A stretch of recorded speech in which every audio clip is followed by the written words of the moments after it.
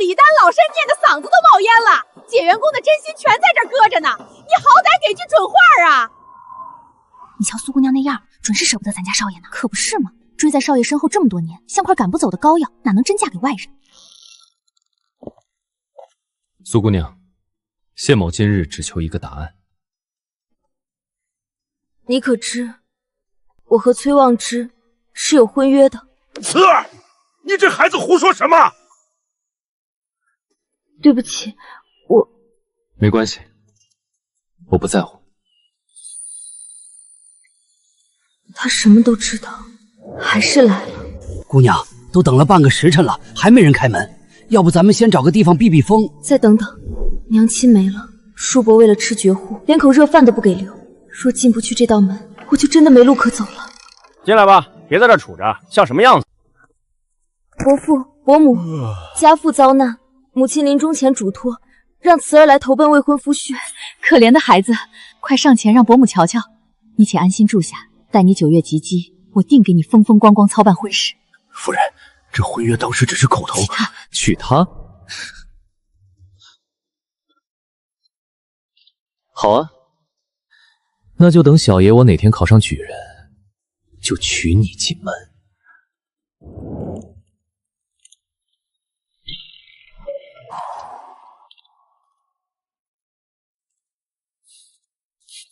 这种地方，也是你这种身份能住的。崔望之，你要干什么？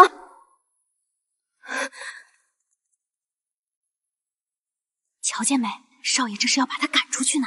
什么苏姑娘，我看就是个来打秋风的穷亲戚，还真当自己是少夫人了。苏慈，你为了攀高枝，从丹山郡一路赖到清河郡，脸皮倒真是够厚的。我只是……既然脸皮厚，那就跟府里的丫鬟挤在一起住，少去前院晃悠，别来碍我的眼。望之哥哥，看什么看？让你在我家白吃白住，难不成还要我家像供小姐一般养着你？我会抄书，我会挣钱还给你们的，我不白住。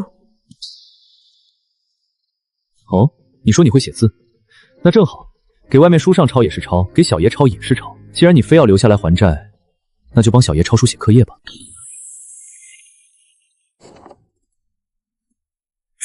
这得抄到猴年马月去。乔见没？夫子说了，这些不抄完就不准我回青松书院授业。苏慈，你不是要尊严吗？不是要还钱吗？今晚抄不完这一叠，明早你就别吃饭了。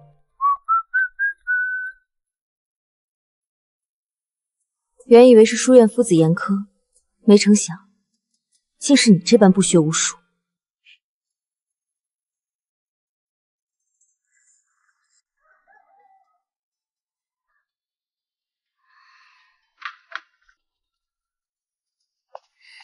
慈儿，我一听下人说望之昨夜带你去了书房，我就知道大师说的没错。伯母，望之他……你果真是个望家的。那孽种从来不进书房半步，你刚来，他便沾了书房的边儿，这可真是天大的缘分。姑娘这镇宅命格可是千金难求。爹爹遭难时，崔家若真有一分在意，何至于半点援手都不肯出？伯母放心，慈儿定会规劝少爷好好读书。大师说了，你会诰论加身。慈儿，就算你不来，我们也本打算去接你的。崔兄，谢某此次不过是替夫子带句话，劝你早日完成课业，回书院授业。谢云舟，你装什么清高？显摆你赐死拿第一是吧？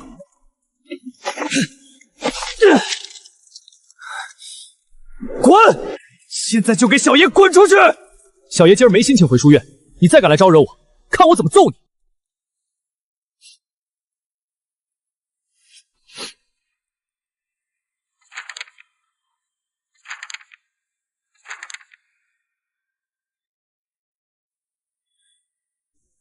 看什么看？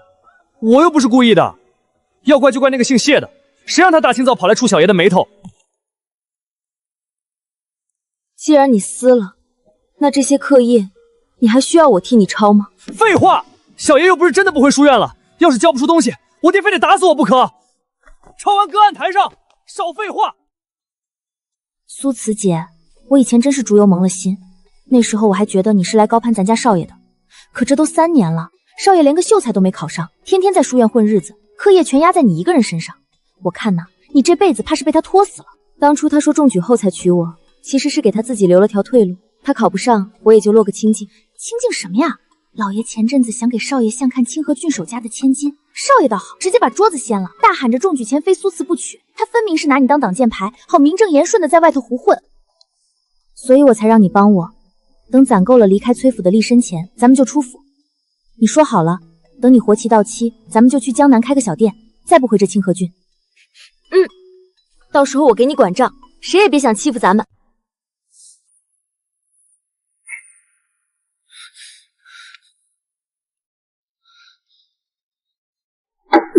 听好了，苏慈，以后在崔府，你不准再碰书本，更不准再写一个字。当初要我代笔写课业的是你，如今不准我写字的也是你。崔望之，你到底发什么疯？小爷让你代笔是看得起你，可你倒好，显摆你有才是吧？显摆你比小爷强啊！少爷，崔望之，你又在发什么疯？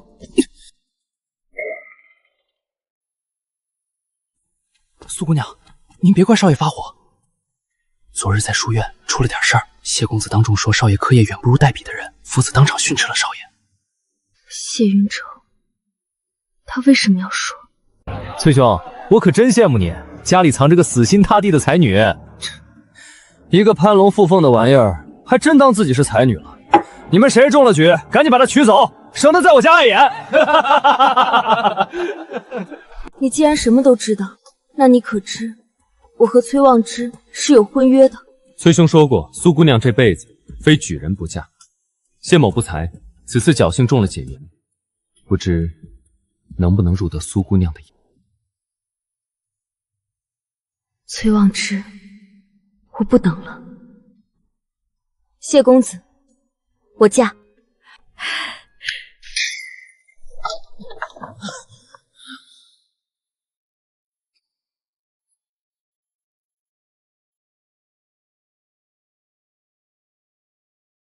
你说你要嫁谁？少爷这是吃醉了发癔症，赶紧扶回房去。滚开！谁敢碰老子？苏慈，你长胆子了，还敢让他把东西抬进崔府？给我过来！谢云舟，你装什么英雄救美？你敢娶我崔家养废了的玩物？崔兄言重了，当日满城皆知是崔兄在酒楼亲口而言，谁若中举便可娶走苏姑娘。多谢崔兄成人之美。小心！芝儿，住手！一群蠢货，还愣着干什么？快伺候他回长风院歇息！放开我！娘，苏慈他……贤侄，让谢贤侄见笑了。望之这孩子吃醉了酒，连亲爹都不认，你千万莫往心里去。谢贤侄，方才望之那是酒后胡言，慈儿和他的婚事不过是当年几句玩笑话，当不得真。谢元郎，婚嫁乃是终身大事，我早已将慈儿视如己出，如今要嫁，我心里实在舍不得。这样吧，既然亲事定了，不如就让慈儿从我们崔府出嫁，如此我将来到了地下，也能给她那早逝的母亲一个交代。伯母慈爱，谢某敏感无内，既然伯母如此交代，谢某定当遵从。伯父伯母告辞。哎呦，夫人，你这是干什么？做不得数！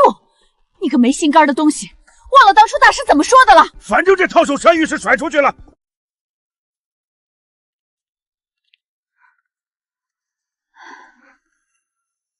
慈儿，伯母平日待你如何？这么大的婚事，你怎么能自作主张？伯母，慈儿，伯母承认，望之这孩子打小皮惯了，这些年任性了点儿，确实让你受了不少委屈。可你千不该万不该，就这样随随便便答应了那谢解元。你这般由着性子乱来，叫我将来100年之后如何有脸去见你那苦命的母亲？母亲，慈儿，娘最放不下的就是没法亲眼看你出嫁。你爹遭了难，咱们家散了，娘也没福气护不住你。你那些叔伯没一个是省油的灯，你性子又软，若留在老家被他们随便配了出去，定要受一世的欺负。我已写信告知崔家，你去清河郡求那门亲事，求个安稳便好。娘，慈儿明白。娘知道你心里怨，可你要答应娘，没有万全把握，绝不可做傻事。你要记住，活下来才有机会给你爹喜悦。娘亲，这崔家自始至终都不是干净的地方，接纳我只是看中我这镇宅命格。傻孩子，望之那是小孩心性，其实伯母心里最清楚，她心里喜欢你，喜欢的不得了。她那孩子就是不善于表露心意，因为太在乎你，才总想着弄出点动静来惹你生气，好叫你眼里只有他一个人。喜欢？回我课业，牵我下房，拿我当呆笔，受尽他的冷嘲热讽，这叫喜欢？所以啊，别再跟伯母闹脾气了。那谢家哪有我们崔家知根知底？这4年，下人尚有月钱领，我却分文全无。若不是红袖，我连过冬的棉絮都买不起。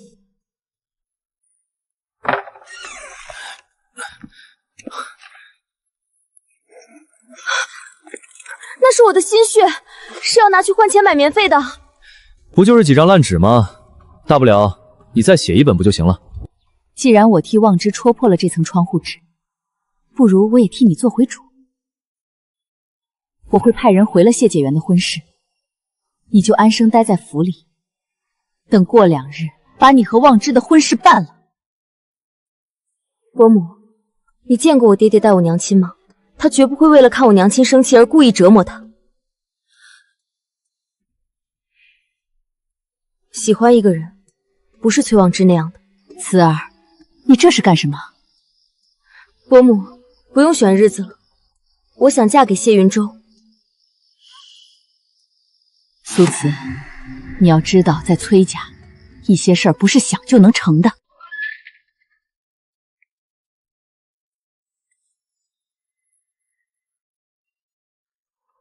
那日从西跨院出来，我走得很慢，每一步都在确认这4年当真结束了。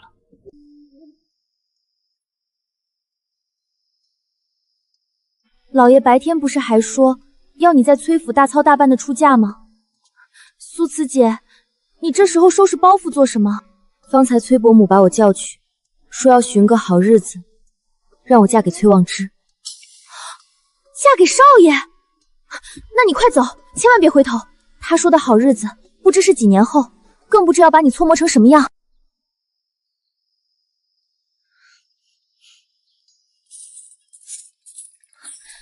这算我这几年买你花样的钱，苏慈姐，你别嫌少，就你存的那点碎银子，清河郡的房鸭子听了都不带搭理你的。红袖，我……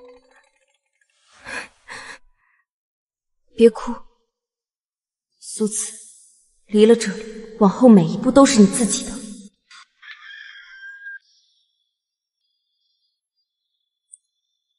苏姑娘，我劝你还是别费劲儿了。你既不是本地户籍，又找不来担保人，万一出了事儿，官府找谁要人去？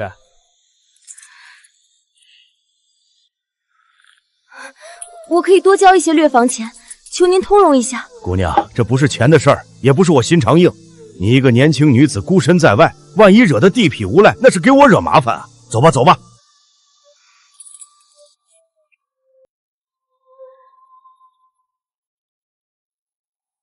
姑娘，这都什么时辰了，还没着落呢。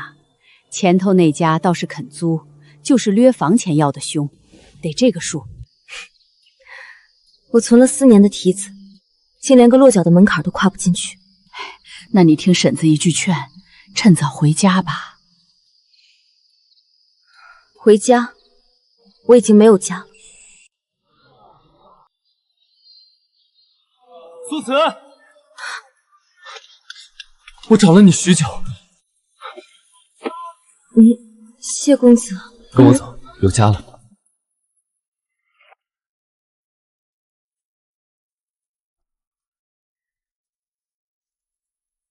方才忘了问你，这大半夜的，你怎么会拎着灯笼在街上寻我？今日一早，我便带着聘书去了崔府正门，可崔伯父派人寻遍了偏院，也没见着你的影子。我是从后门出的，那时候崔府的人怎么说？我走的时候，崔望之刚从酒肆回来，正掀了桌子大闹崔府，口口声声说要把你锁起来。果然，不告而别是对的。若是被他堵在府里，还不知要生出多少变数。昨日刚出了崔府，我便去房衙子那儿把这间院子定下了。我想着，你定是不愿在那府里多待一刻的。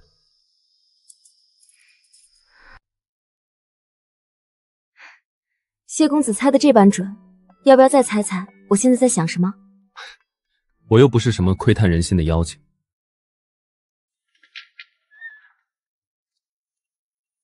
地方有些局促，自然是比不得崔府气派。你且先将就几日，等我有空，再帮你找间更好的。不必了，谢云舟，谢谢你。我曾听书院的人议论，你母亲本是白水县武馆的千金，当年相中了令尊，是直接将人强掳了去做夫君的。是，家母性子急，想必是怕家父跑了。后来为了我进书院，全家才迁到这清河郡。可惜5年前家母病逝，回白水县下葬，家父悲痛成疾，守着坟茔，再不肯离开白水县。既然无亲有帮衬，他哪来那么多钱租下这间地段极好的小院？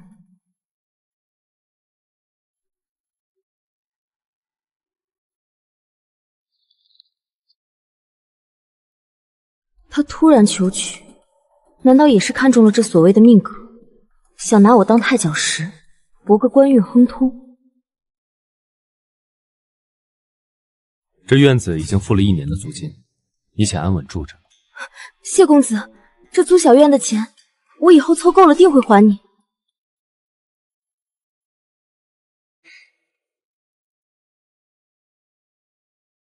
天色不早了，你早些歇息。磨磨蹭蹭的，哎呀，苏四你真是糊涂了，他这2日定是把家底都掏空了，你这时候提以后还钱，岂不是在耽误人家生活？谢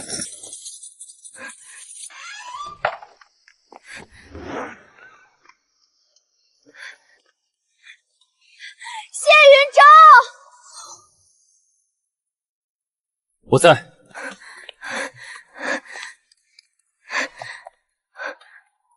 拿着，算我提前还你的。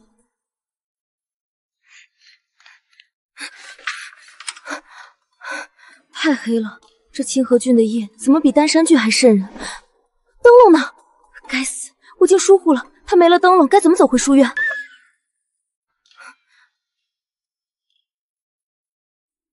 走得真快。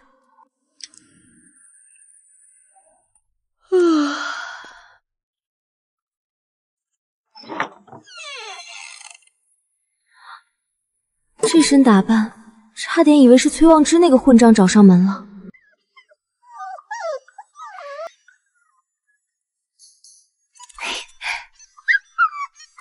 小心点儿。昨夜我见你怕黑，便去寻了这只黑犬。等这只长大些，便能看家护院了。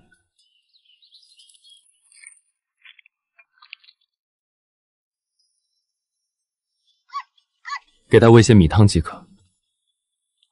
这狗护主，等它长成，即便我不在，也能替我守着你。如此，我也能安心些。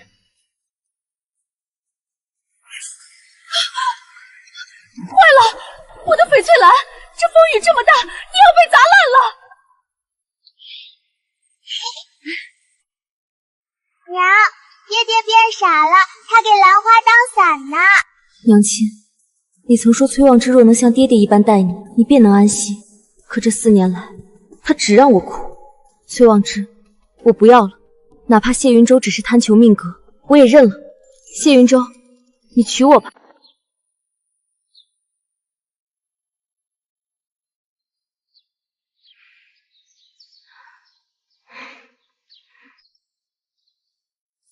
还好，人瘦了，改窄些便是。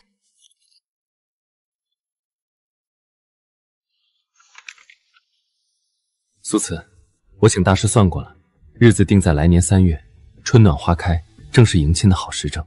谢云舟，你可看清楚了，这小院里除了我，就只有那个补丁包袱，我没嫁妆，更没什么体面。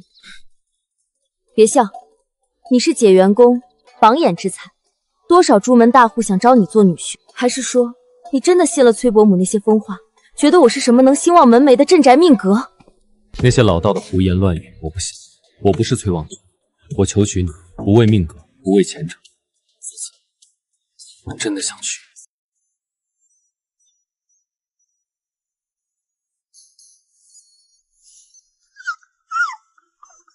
小黑，你说这谢云舟哪是添置家用，分明是变着法儿给我贴补嫁妆的。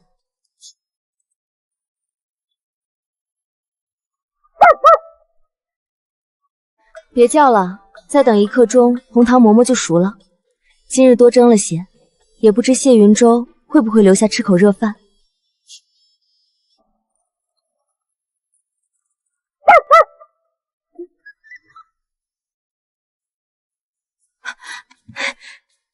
谢云舟，你瞧我今天蒸了什么？我今天……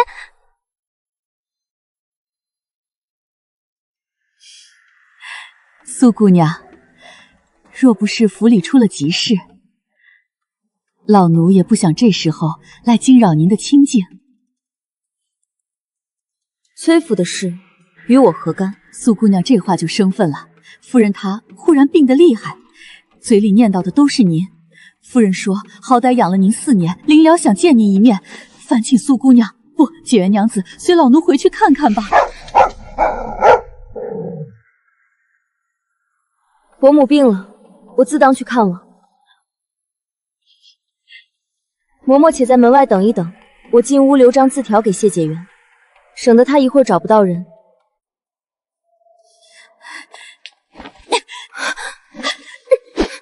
哎呦，我的好姑娘，夫人都快喘不上气了，哪还有功夫写什么字条？赶紧随老奴走吧！小黑，嬷嬷真是不客气，你自己回崔府吧，等我有空自会去看伯母。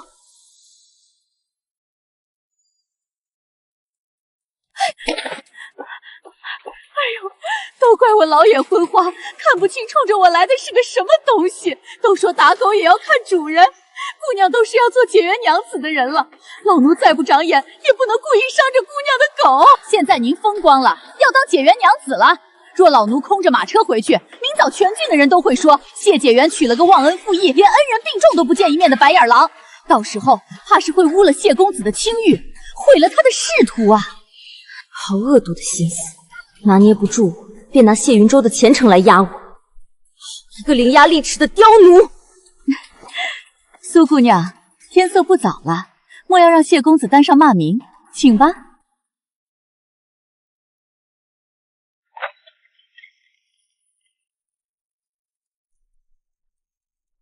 嬷嬷口口声声说她病得快要断了气，可眼下瞧着，哪来的病重？见过伯母。慈儿来了，快到伯母身边坐下。来，让伯母好好瞧瞧。哎，瘦了，怎的在那外边住着，竟清减了这么多？瘦了，那嬷嬷还阴阳怪气说我身量宽了。你们崔府的人嘴里到底哪句是真？自从你走了，望之那孩子茶饭不思，短短月余也是瘦了一大圈。崔公子一向贪玩，想来是最近府里没了趣事，才败了胃口。慈儿，伯母知道你受了委屈，要怨就万伯母教导无方。可我原以为你能懂她的心意，为何不去找别家的姑娘，偏偏每日都要去你那偏院看你在做什么？慈儿，就看在你那早逝的母亲份上，能不能再给望之一次机会？你们自小的情分，难道真的说断就断了？伯母言重了，我与崔公子的婚约，正如伯父当初亲口所言，不过是长辈间的一句玩闹话。既然是玩笑，并当不得真。苏慈如今已有婚约在身，实在不该，也不能再给崔公子什么机会。伯母，4年前我走投无路找上门，本就是我不该。这4年崔家能给我一片容身之地，阿慈心里一直万分感激。如今我与谢公子的婚期已经定在3月，日子近了，实在不该再耽误崔公子的前程和喜事。所谓与我娘亲当年的约定，还是请伯母不要再放在心上，全当是长辈间的戏言，随风散了吧。他知道清河崔家在京中有敌视出事，这位伯母平日里最是好面子，容不得半点违逆。也罢，伯母知道，这时候再提这些，确实是叫你为难了。可我到底是一个母亲，眼睁睁看着望子为了你，把自己折腾成那副人不人鬼不鬼的样子，我这心里实在如刀割一般。伯母能体谅，是阿慈的福分。慈儿，既然你觉得缘分已尽，伯母也不强求你回头，就当是你最后可怜可怜我这个做母亲的。走之前去劝劝望之吧，你亲口让他死心，总比我在这儿说10000句都管用。伯母，今日天色已晚，我一个待嫁之身，实在不便见崔公子。若真要回绝，明日等谢郎得空，我同他一起来。伯母，那我先回去了，明日等谢郎得空，我再来拜访。怎么回事？我的胳膊好重。伯母，你让你体体面面的做正妻，你不肯，非要逼我用这种下作手段。既然不想站着进，那这崔府的门你就跪着进。我儿能看上你是你的福气，在我崔家待了4年，不就是想做世家妇吗？要不是大师说你命重，4年前你如何进得我崔家大门？给脸不要，看在你母亲的份上，我大发慈悲，赏你个妾做。哟，姑娘白日里那解元娘子的威风劲儿哪儿去了？现在怎么连声都发不出了？姑娘，我虽是个奴才，但今夜之后，你这做妾的也不比我高到哪里去。咱们往后就是一家人了，你也别做解元夫人的美梦了。全郡的街坊都瞧见了，是你自愿上了崔家的马车。谁不知你等了我家少爷4年？等你今夜在少爷房里成了宠，说出去，大伙只会信你是趁机自荐枕床。那谢解元若是知道了，怕是得悔青了肠子。沾上你这么个没品没德的荡妇，他的官位还能保得住？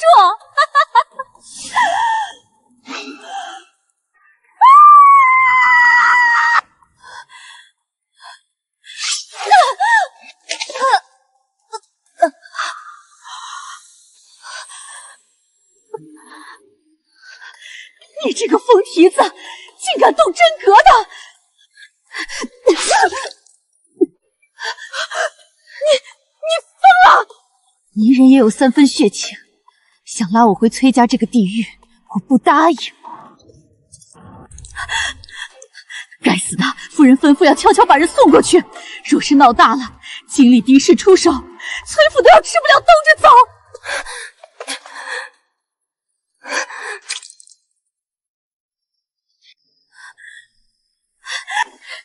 小贱蹄子，你还真敢跑！要是坏了大夫人的好事，老身非剥了你的皮不可！看不清了，眼皮好沉。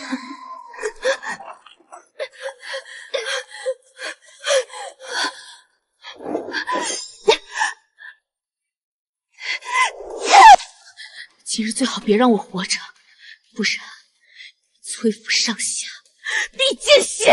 阿慈，别怕，我来了。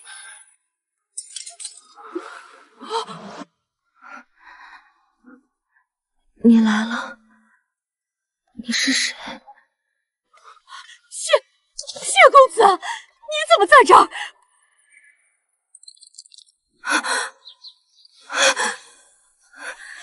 簪子，我的簪子呢？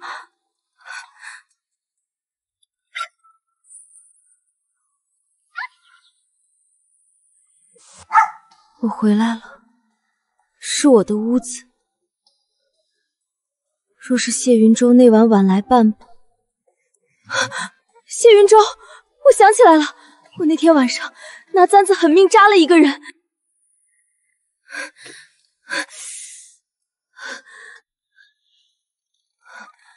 可这伤口是谁包扎的？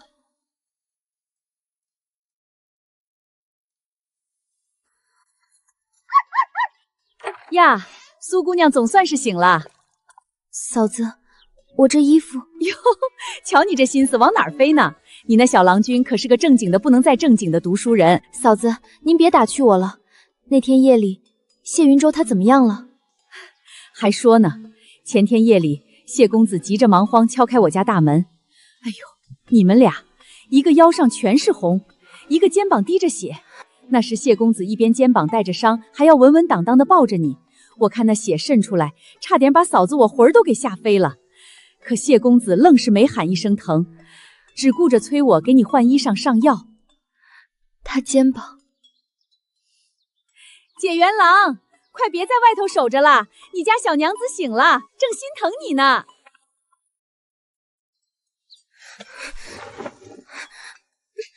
嫂子，哎呦，苏姑娘，你别躲呀！不是嫂子说，你家解元郎可真是把你当成心头宝了。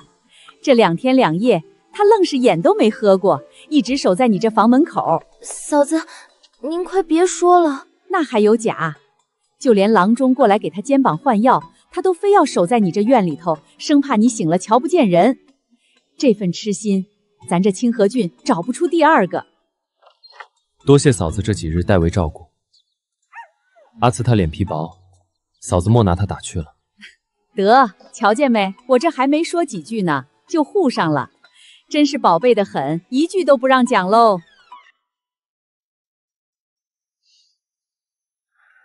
谢云舟，如果我说那天晚上我真看不清谁是谁，才扎了你那一簪子，你信吗？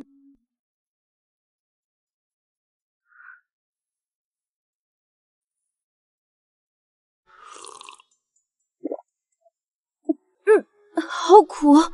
吃下去就不苦了。谢云舟，你给我吃了什么？我怎么觉得喘不上气来？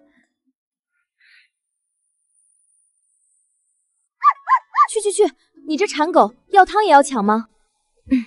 谢云舟，我是说真的，那天晚上我真不是故意要伤你的，你别……你那点力道，半点伤不得我。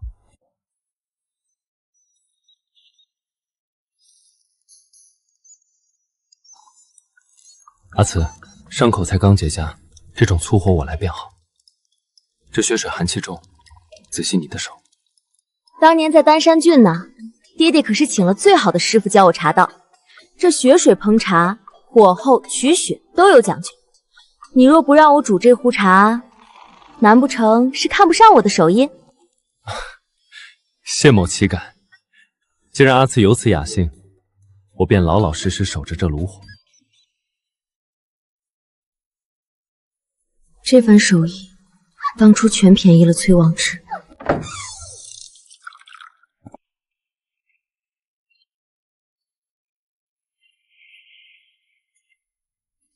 崔公子，此处不欢迎你。苏慈，我刚打听到你搬到了这里。那天我早早的在酒楼吃醉了，我发誓，我真的不知道我娘会做出那种下作事。崔公子，请回吧。崔夫人舐犊情深，为了你连这种丧天良的事都做了。若她知道你还来找我，怕是又要觉得我不知好歹，非要抓我回去给你做妾了。我从未想过让你做妾，我娘那是糊涂了。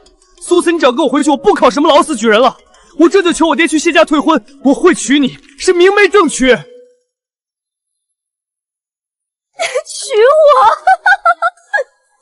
停停，崔大公子又在信口胡说了，为了骗我回去，连这种不要脸皮的话都说得出来。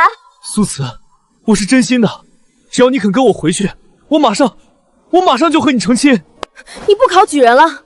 那请问崔公子，凭你那半瓶子晃荡的才学，你打算几10岁中举？4年前你一句话困了我一辈子，现在你还想哄我等几个4年？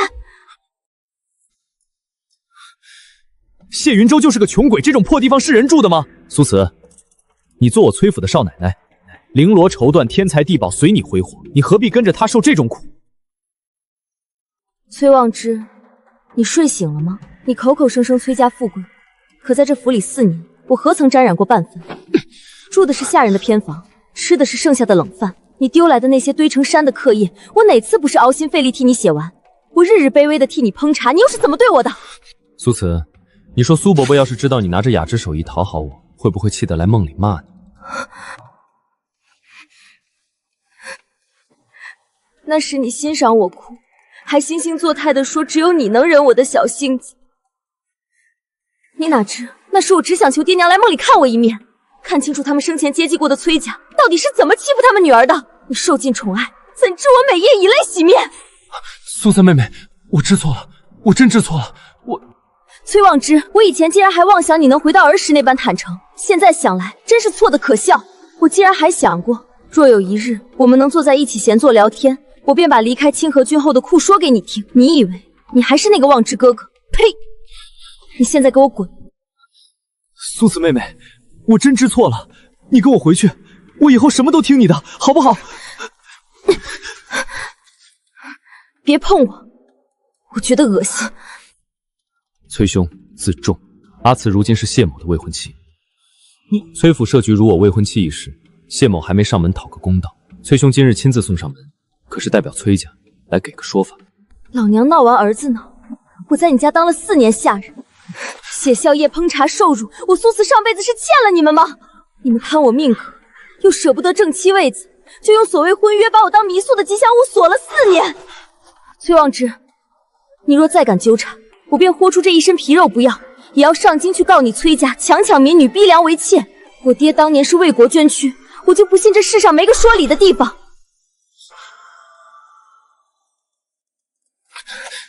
阿慈，我肩膀忽然疼得厉害。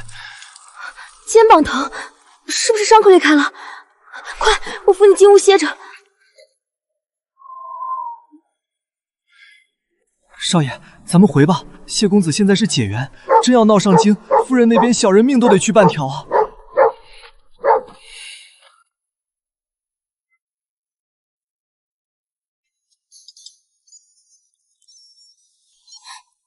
谢云舟，你刚才是装的吧？若不如此，那晦气之人怎肯离开？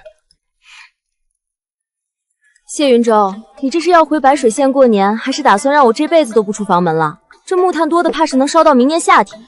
白水县山路远，我这一去一回，起码要数日。清河郡冬日湿冷，你身子弱，受不得冻。我同府衙的人打好了招呼，若崔家趁我不在又来发癫找麻烦，你直接拿我的名帖去找张图伟，他定会护你。你这解元郎的名号，清河郡谁不知道？借他们个胆子，也不敢在太岁头上动土。行了，快上路吧，别让老父亲等急了。好好看家，好好守着你家女主人。要是她少了一根头发，回来我就把你炖。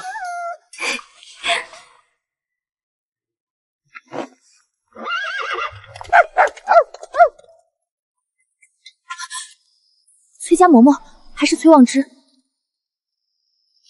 是苏慈姐姐家吗？苏慈姐，我被公子撵出来了，楚心也没地方去，只能来投奔你了。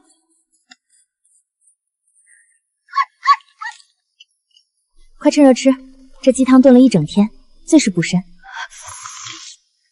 苏慈姐，这碗汤下肚，我这条命才算是真的活回来了。现在缓过劲儿了，能跟我说说到底怎么回事了吗？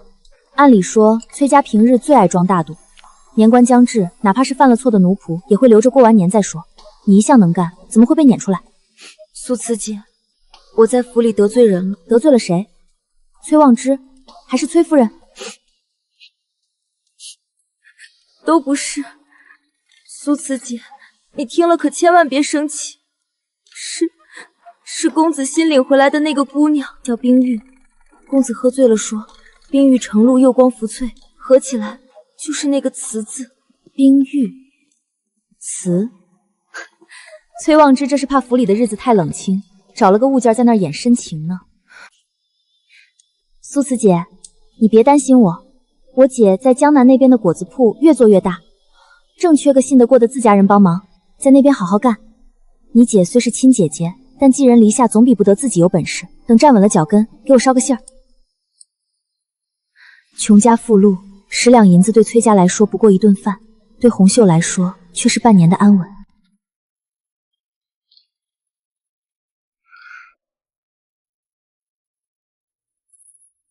红袖走了，这院子又只剩咱们了。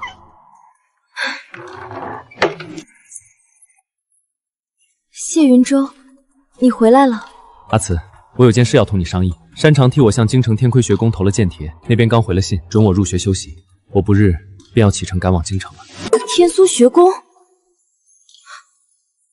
那可是大儒教小、权贵子弟云集的地方。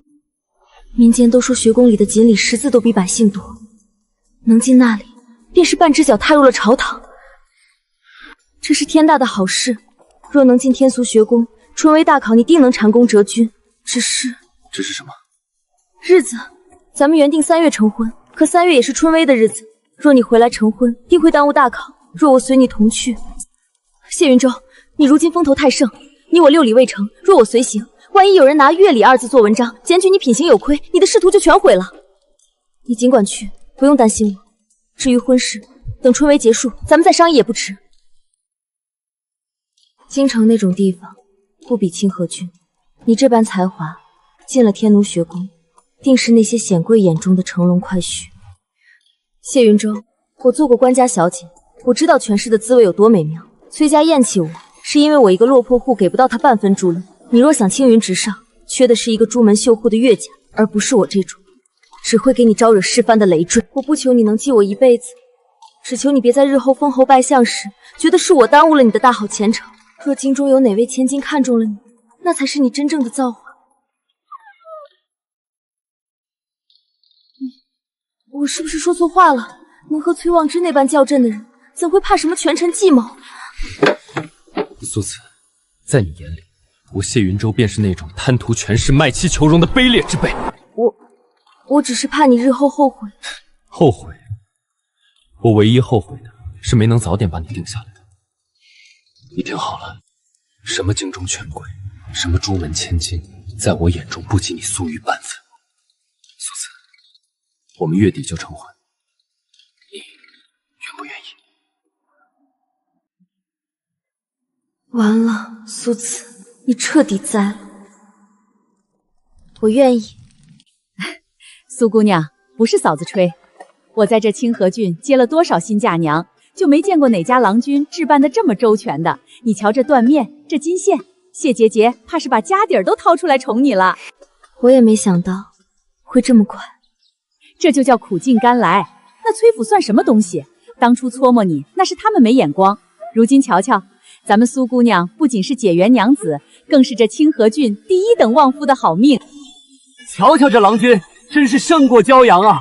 解元宫配苏姑娘，这才是天造地设。阿紫，我带你回家。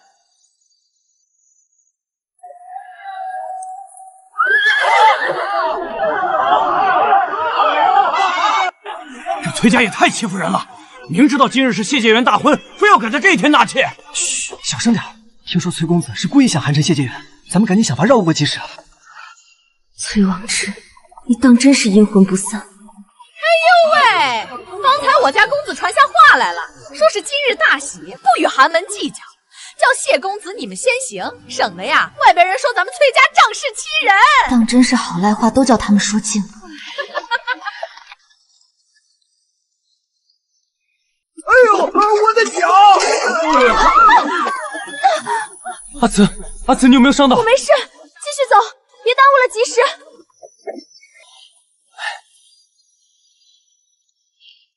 奇怪，谢云春说过只有叔婶来帮忙，可这堂屋怎么安静的连个贺喜声都没有？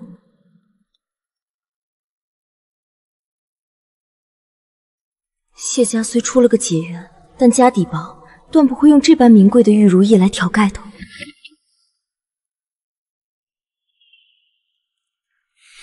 崔望之，为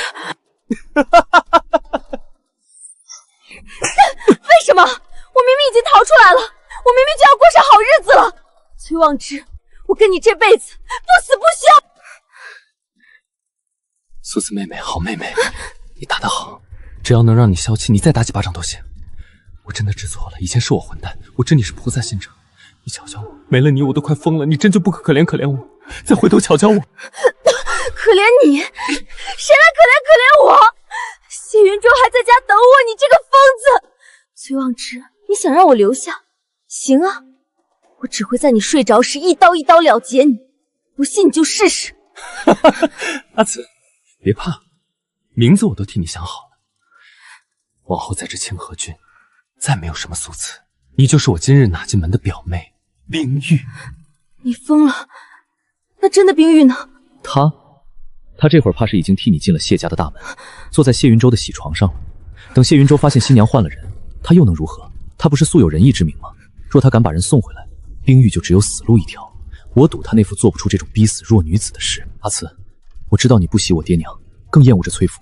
没关系，我爹已经答应我了，他会去求京城敌方出一封举荐信，给我寻个祭祀参军的官职。到时候我带你上任，咱们走得远远的，去一个没人认识我们的地方重新开始，谁都不能再打扰我们。你别这样看我，我明白，之前是我混蛋伤了你的心，才叫谢云舟那穷鬼趁虚而入，蒙蔽了你的眼。我不计较，只要你乖乖听话，我愿意等。等你想起我的好，等咱们好好过日子。好好过日子？谁稀罕跟你这种畜生过日子？苏慈，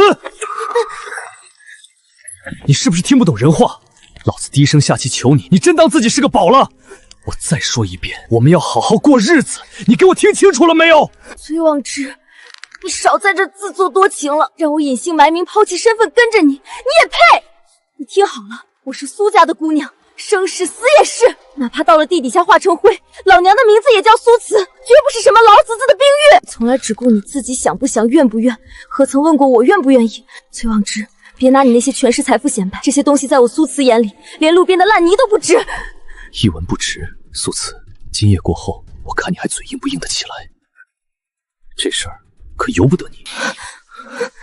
救救我，谁来救救我？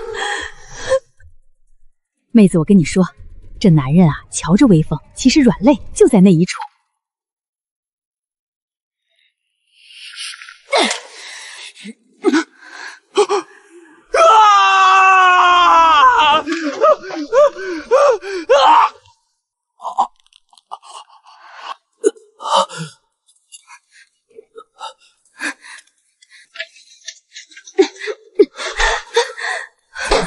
崔望之为了行这恶事，定是把下人全清干净了。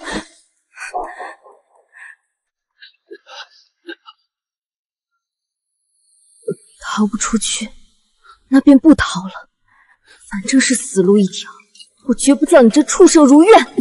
崔望之，你凭什么觉得能掰折我的脊梁？苏慈，你杀了我，你杀了我，你也活不了，能让你陪我一起下地狱，值了。那你就先下去探探路吧。崔兄想去地狱请自便，我娘子还要陪我天长地久。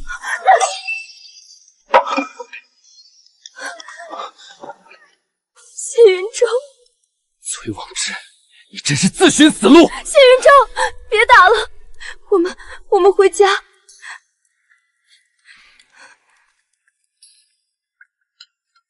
阿慈，喝口热汤。谢云舟，你到底是怎么发现轿子不对的？若非我自小跟母亲练过御马，今日怕是要被那畜生拖断一条腿。那马是被人动了手脚，他们不只是想换钱，那人是奔着要我的命去。他们竟毒辣至此。崔望之大概没想到我这个书生也会些粗巧，见花轿里坐的是个不知名的丫鬟，便知要出大事，这才立刻请了刺史和山长大人。谢兄，吉时都快过了，赶紧接新娘子去教门拜天地啊！咱们哥几个等这杯喜酒等得嗓子都冒烟了。教中何人？夫君，杀慈呀！你这是怎么了？快接我进去吧！不对，这声音，这不是崔房之那个嗜酒的冰玉吗？前几日咱们在醉仙楼吃酒，他还咱们唱过小曲儿。荒唐！光天化日，当街换亲，暗害本朝解元。崔家眼里还有王法吗？还有圣上吗？今日谢云舟已定下入京，既然你们崔家要自寻死路，那本官就成全你们。饶命！饶命！原来冰玉竟是主动配合他的。他主动找回了被撵走的丫鬟，仔细模仿你的姿态。他赌我不敢把事情闹大，赌我会为了名声接纳他。可惜他算错了。想给读书人做正妻，也要看他有没有那个命。那崔老爷又是如何知道的？我领着刺史直接敲开崔家大门时，崔老爷正忙着张罗纳妾喜宴，见到我们，他当场就软了腿，这才知道崔望之捅了多大的铁。谢云舟，我原以为离了清河郡就能断干净，谁能想到崔家那封举荐信最后竟也是天鸾学宫。我们离开清河郡之前，山长便私下叮嘱过我，叫我多留意崔家的动向。这封信的事，我早有预料。他那个人阴魂不散，我总觉得心里不踏实。万一他在学宫里使什么绊子？放心，这里是京城，天子脚下，我会小心他，不让他有半分机会伤到你。天书学宫不同于普通书院，里头全是贵族子弟，整年授课，没几天就要春闱了，你断不可为了家事分心。知道了，家里的事辛苦你了，等我回来。谢云舟入学2个月了，日子平静的出奇，可偶尔去街上买米，总能听到那些关于崔家的消息。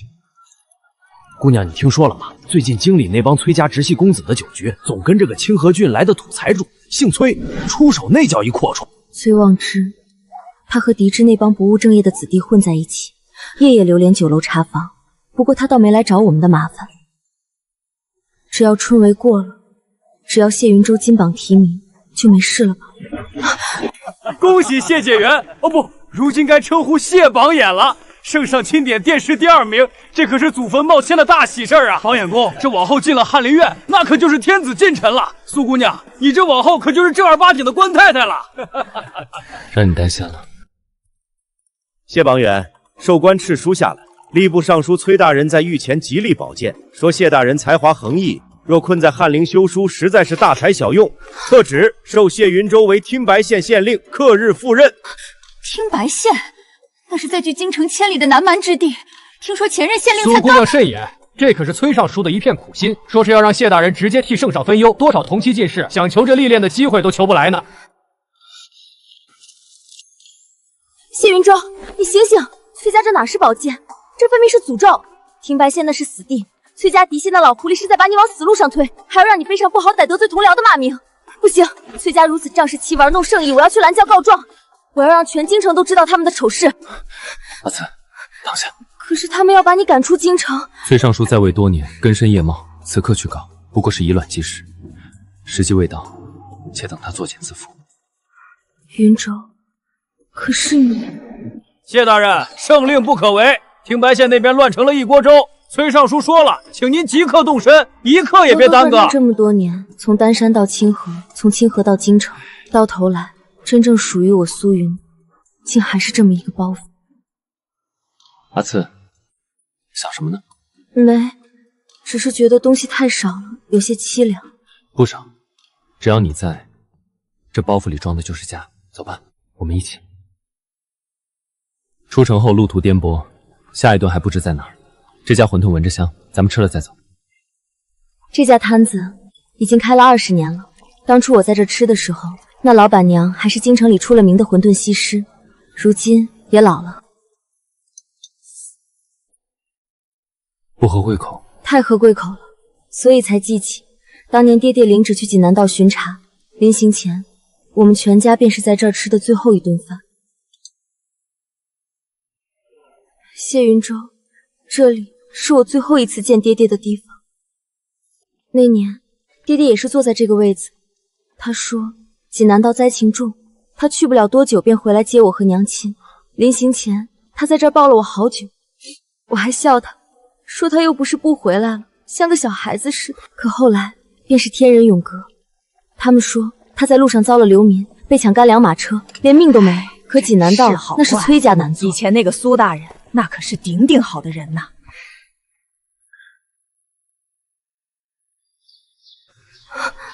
崔望之，他怎么在这儿？谢大人，此去千里，祝你有命去，没命回。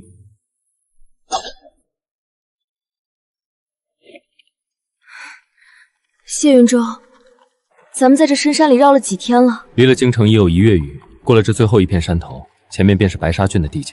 入了白沙，离咱们赴任的听白县就不远了。按说该高兴的，可不知为何，我这心里跳得厉害。谢云舟，我有种不好的预感，这林子太静了。阿慈，坐稳，别露头。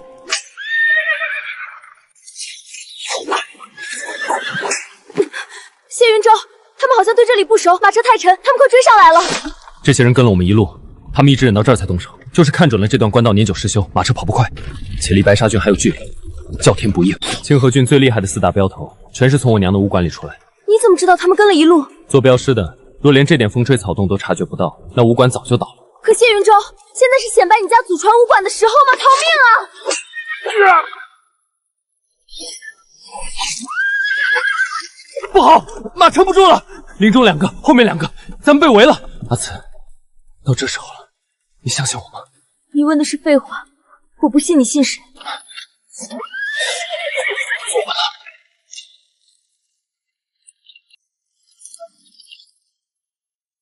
不好！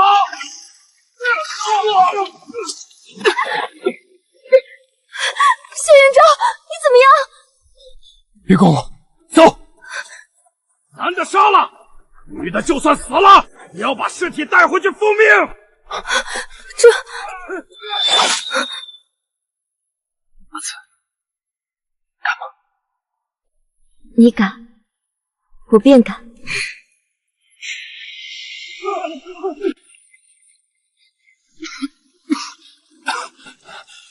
阿慈，去，躲到那后面。谢云舟，你跟我一起。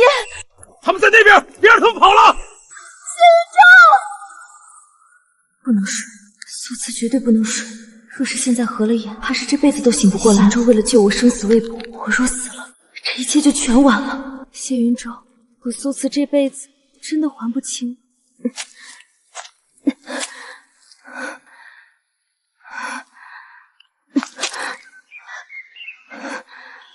下山，只要下山就有救了。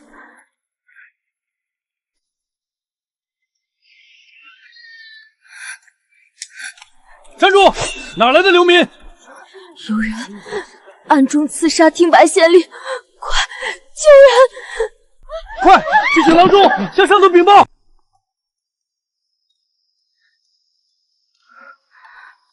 红袖，我莫不是在做梦？你怎么会在白沙郡？苏慈姐，你总算醒了。这几日我正跟着我姐到这寻方子，刚巧要在城门口排队，就瞧见一个疯子。哎呀，就是苏慈姐你没命的往城门跑，喊了一嗓子就倒了。我当时好心儿凑过去看，魂儿都吓飞了。我那天说了什么？谢云舟呢？你当时喊有人刺杀听白县令，我立马就反应过来是谢解元，我赶紧让我姐夫找关系，把这事儿闹到了郡守那儿。我姐夫说了，郡守已经派了2拨人马去河边寻谢解元了，你就安心养着。苏姑娘，咱们顺着这河往下游寻了10来天了，莫说人影，连片衣角都没捞到。这么大的浪，怕是早就……活要见人，死要见尸，只要没见到他的人，谁也不准说那个死字。苏慈姐，你多少喝点，又是彻夜不眠，你这眼里全都是血丝。红袖，你说谢云舟不会有事的，对不对？苏姑娘，大人说了，1连半月毫无音信，按规矩必须上报朝廷了，再拖下去就是欺瞒不报的死罪。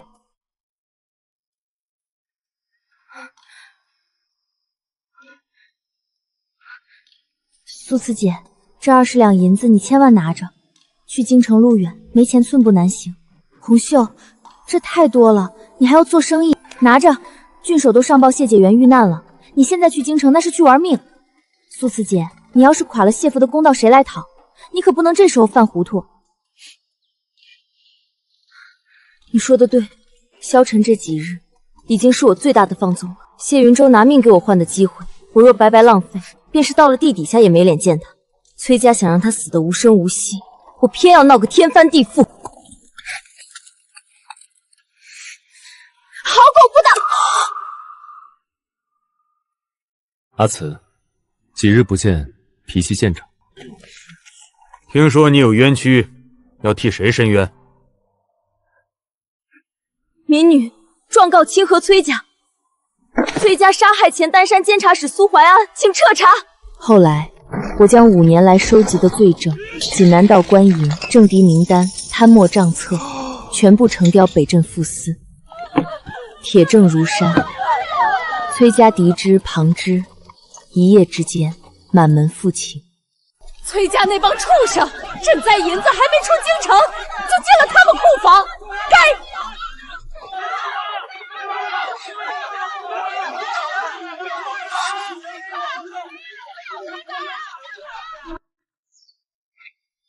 阿慈，我来接你回家。